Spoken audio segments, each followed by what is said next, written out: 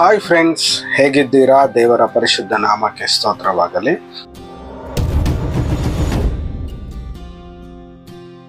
ಇವತ್ತಿನ ದೇವರ ಸಂದೇಶವಾಗಿ ನೋಡಿ, ಈ ಲೋಕದಲ್ಲಿ ಐಶ್ವರ್ಯವಂತರಾಗುವುದು, ಹಣವನ್ನು ಸಂಪಾದಿಸುವುದು ಪ್ರತಿಯೊಬ್ಬರಿಗೂ ಇಷ್ಟ ಮಾತ್ರ ಅಲ್ಲ, ಅದು ಕಷ್ಟವಾಗಿದ್ದರೂ ಸಹ ಅನೇಕ ವ್ಯಕ್ತಿಗಳು ಪ್ರಯತ್ನ ಪಡ್ತಾ ಇರ್ತಾರೆ.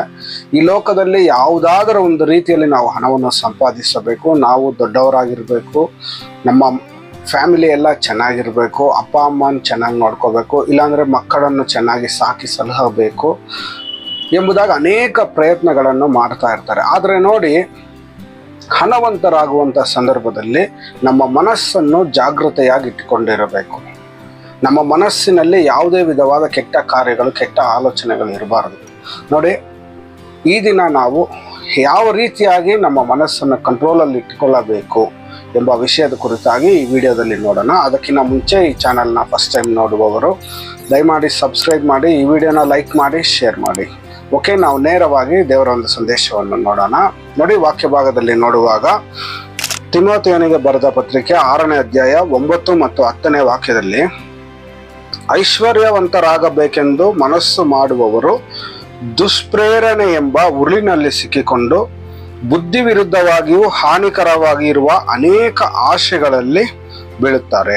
ಐಶ್ವರ್ಯವಂತರಾಗಬೇಕೆಂದು ಆಸೆ ಪಡುವಂತ ವ್ಯಕ್ತಿಗಳ ಮನಸ್ಸಿನಲ್ಲಿ ಏನಾಗುತ್ತೆ, ಅನೇಕ ಸಾರಿ ನಾವು ನಮ್ಮ ಮನಸ್ಸನ್ನು ಕಂಟ್ರೋಲಲ್ಲಿ ಇಟ್ಟುಕೊಳ್ಳಬೇಕು.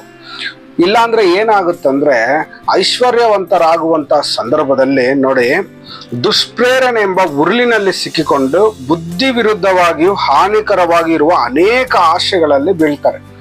ನೋಡಿ, ಬುದ್ಧಿ ವಿರುದ್ಧವಾಗಿಯೂ ದುಷ್ಪ್ರೇರಣೆಗೆ ಅಂದ್ರೆ ಅನೇಕ ವಿಧವಾದ ಕೆಟ್ಟ ಕಾರ್ಯಗಳಿಗೆ ಒಳಗಾಗಿ ಹಣವನ್ನು ಸಂಪಾದಿಸುವಂತಹ ವ್ಯಕ್ತಿಗಳು ಏನ್ ಮಾಡ್ತಾರೆ ಅಂದ್ರೆ, ಕೆಟ್ಟ ಕಾರ್ಯಗಳನ್ನು ಈಸಿಯಾಗಿ ಮಾಡ್ತಾರೆ. ಕೆಟ್ಟ ಕಾರ್ಯಗಳನ್ನು ಮಾಡುವಾಗ ಹಣವನ್ನು ಕೊಟ್ಟು ನಾವು ಸರಿ ಮಾಡ್ಕೊಳ್ಳೋಣ ಎಂಬುದಾಗಿ ಒಂದು ಆಸೆಯಿಂದ ಅನೇಕ ವಿಧವಾದ ಪಾಪದ ಕಾರ್ಯಗಳನ್ನು ಮಾಡ್ತಾ ಇರ್ತಾರೆ. ಅಂತ ವ್ಯಕ್ತಿಗಳು ಏನ್ ಮಾಡ್ಬೇಕಂದ್ರೆ, ಮನಸ್ಸನ್ನು ಜಾಗೃತೆಯಾಗಿ ಇಟ್ಕೊಳ್ಬೇಕು. ಇಲ್ಲಾಂದ್ರೆ ಏನಾಗುತ್ತಂದ್ರೆ, ನಾವು ಸಂಪಾದಿಸಿರುವ ಆಸ್ತಿ ಎಲ್ಲ ಒಂದೇ ಸಮನೆ ನೆಲಸಮವಾಗುತ್ತೆ. ನಾವು ಸಂಪಾದಿಸಿರುವ ಎಲ್ಲ ಒಂದು ಸಿರಿತನವು ಒಂದೇ ದಿನ ಹಾಳಾಗುತ್ತೆ. ನಾವು ಎಷ್ಟೇ ಹಣವನ್ನು ಸಂಪಾದಿಸಿದರೂ ಅದು ವ್ಯರ್ಥವಾಗಿ ಹೋಗುತ್ತೆ. ಇಂಥ ಆಶೆಗಳು ಮನುಷ್ಯರನ್ನು ಸಂಹಾರ ನಾಶನಗಳಲ್ಲಿ ಮುಳುಗಿಸುತ್ತದೆ. ನೋಡಿ, ಈ ರೀತಿಯಾಗಿರುವ ಆಸೆಗಳೆಲ್ಲ ಅಂದ್ರೆ ದುಷ್ಪ್ರೇರಣೆ, ಕೆಟ್ಟ ಆಲೋಚನೆಗಳು, ಇದೆಲ್ಲ ಏನ್ ಮಾಡುತ್ತೆ ಅಂದ್ರೆ ಮನುಷ್ಯನನ್ನು ಸಂಹಾರ ನಾಶ ಮಾಡುತ್ತೆ. ಹಣದಾಸೆಯು ಸಕಲ ವಿಧವಾದ ಕೆಟ್ಟತನಕ್ಕೆ ಮೂಲವಾಗಿದೆ. ಕೆಲವರು ಅದಕ್ಕಾಗಿ ಆತುರಪಟ್ಟು ಅದರಿಂದ ಕ್ರಿಸ್ತ ನಂಬಿಕೆಯನ್ನು ಬಿಟ್ಟು ಅಲೆದಾಡಿ ಅನೇಕ ವೇದನೆಗಳಿಂದ ತಮ್ಮನ್ನು ತಿಳಿದುಕೊಳ್ಳುತ್ತಾರೆ. ಹಣದಾಸೆಯು ಸಕಲ ವಿಧವಾದ ಕೆಟ್ಟತನಕ್ಕೆ ಮೂಲವಾಗಿದೆ. ನೋಡಿ, ಈ ಲೋಕದಲ್ಲಿ ಹಣವನ್ನು ನಾವು ಸಂಪಾದಿಸಬೇಕು, ಹಣವು ನಮಗೆ ಬೇಕು. ಆದರೆ ಹಣದ ಒಂದು ಆಸೆಯು ಅದಕ್ಕೆ ನಾವು ಒಳಗಾದರೆ ನೋಡಿ, ಅದು ಸಕಲ ವಿಧವಾದ ಕೆಟ್ಟತನಕ್ಕೆ ಮೂಲವಾಗಿದೆ. ನೋಡಿ, ಅನೇಕ ಜನರು ಕೆಟ್ಟ ಕಾರ್ಯಗಳನ್ನು ಈಸಿಯಾಗಿ ಮಾಡ್ತಾರೆ. ಯಾಕೆ ಮಾಡ್ತಾ ಇದ್ದಾರೆ ಎಂದು ನೋಡುವಂತ ಸಂದರ್ಭದಲ್ಲಿ ಇದಕ್ಕೆ ಮುಖ್ಯವಾದ ಕಾರಣವು ಹಣದ ಆಸೆಯಾಗಿದೆ. ಹಣದ ಆಸೆಗೋಸ್ಕರ ಅನೇಕ ಜನರು ಯಾವ ಕೆಲಸವನ್ನು ಬೇಕಾದರೂ ಮಾಡ್ತಾರೆ. ನೋಡಿ, ಹಣ ಕೊಟ್ಟರೆ ಎಂಥ ಪಾಪದ ಕೆಲಸವಾದರೂ ಸಹ ಅನೇಕರು ಮಾಡಲು ರೆಡಿ ಇರ್ತಾರೆ. ನೋಡಿ, ಹಣವು ಮನುಷ್ಯನನ್ನು ಆ ರೀತಿಯಾಗಿ ಆಟ ಆಡಿಸ್ತಾ ಇರುತ್ತೆ. ಆದ್ರೆ ನೋಡಿ, ದೇವರ ವಾಕ್ಯವು ಎಚ್ಚರಿಸ್ತಾ ಇದೆ, ಹಣದ ಆಸೆಯು ಸಕಲ ವಿಧವಾದ ಕೆಟ್ಟತನಕ್ಕೆ ಮೂಲವಾಗಿದೆ.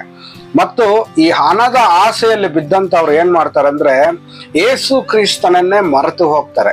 ಜೀವ ಸ್ವರೂಪನಾದ ದೇವರನ್ನೇ ಮರೆತು ಹೋಗಿ ಅವರು ಅನೇಕ ವಿಧವಾದ ಕಾರ್ಯಗಳನ್ನು ಮಾಡ್ತಾ ಇರ್ತಾರೆ. ಈ ರೀತಿಯಾಗಿ ಅನೇಕ ವಿಧವಾದ ಕಾರ್ಯಗಳನ್ನು ಮಾಡಿ ತಮಗೆ ಹಾನಿಕರವಾಗುತ್ತೆ ಎಂದು ತಿಳಿದರೂ ಸಹ ಆ ಕಾರ್ಯಗಳನ್ನು ಮಾಡಿ ತಮ್ಮನ್ನು ತಿವಿದುಕೊಳ್ತಾರೆ. ನೋಡಿ, ದೇವರ ವಾಕ್ಯವು ಎಚ್ಚರಿಸ್ತಾ ಇದೆ. ನೋಡಿ, ಕ್ರಿಸ್ತ ನಂಬಿಕೆಯನ್ನು ಬಿಟ್ಟು ಅಲೆದಾಡಿ ಅನೇಕ ವೇದನೆಗಳಿಂದ ತಮ್ಮನ್ನು ತಿಳಿದುಕೊಳ್ತಾರೆ. ಅನೇಕ ವಿಧವಾದ ಕಷ್ಟಗಳಿಗೆ, ದುಃಖಗಳಿಗೆ ಅವರು ಒಳಗಾಗ್ತಾರೆ. ಅನೇಕ ವಿಧವಾದ ಶೋಧನೆಯಲ್ಲಿ ಒಳಗಾಗಿ ನೋಡಿ, ದೇವರಿಗೆ ಅವಮಾನವನ್ನು ತರುವಂತವರಾಗ್ತಾರೆ. ನೋಡಿ, ಈ ದಿನಗಳಲ್ಲಿ ನಾವು ನೋಡುವಂತ ಸಂದರ್ಭದಲ್ಲಿ ಅನೇಕ ಕ್ರೈಸ್ತರು ಈ ರೀತಿಯಾದ ಕ್ರಿಸ್ತ ನಂಬಿಕೆಯನ್ನು ಬಿಟ್ಟು ಹೋಗ್ತಾ ಇದ್ದಾರೆ. ಇದಕ್ಕೆ ಒಂದು ಕಾರಣವು ಏನೆಂದು ನೋಡುವಂತ ಸಂದರ್ಭದಲ್ಲಿ ಹಣದಾಸೆಯು ಸಹ ಒಂದಾಗಿದೆ. ಹಣಕ್ಕಾಗಿ ಆತುರಪಟ್ಟು ಹಣವು ಇಲ್ಲದೆ ಇರುವಂತ ಸಂದರ್ಭದಲ್ಲಿ ಅನೇಕ ವ್ಯಕ್ತಿಗಳು ಕ್ರಿಸ್ತನನ್ನು ಬಿಟ್ಟು ಹಿಂದೆ ಹೋಗ್ತಾರೆ.